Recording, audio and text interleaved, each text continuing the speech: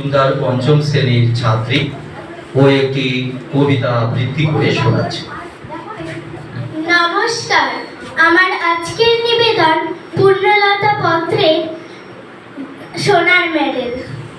বাবু মশাইরা, গ্রাম থেকে ধুলো মাটি ঘষতে ঘষতে আপনাদের কাছে এসেছি।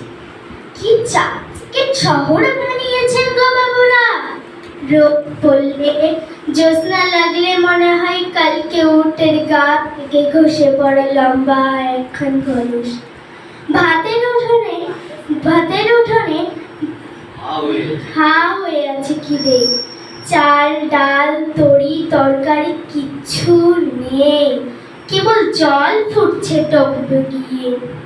বাবু মশাইরা, লোকে বলেছিল ভালুকে নাচ দেখালে আপনারা নাকি সোনার মেডেল দেন।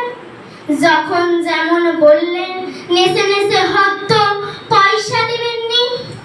বাবু মশাইরা, লোকে বলেছিল ভানুমতির খেল দেখালে আপনারা নাকি সোনার মেডেল দেন।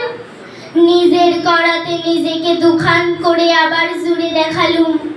আকাশ থেকে সোনালি পাখির ডিম পেড়ে আপনাদের ভেজে খাওয়ালুম গরম অমলেট।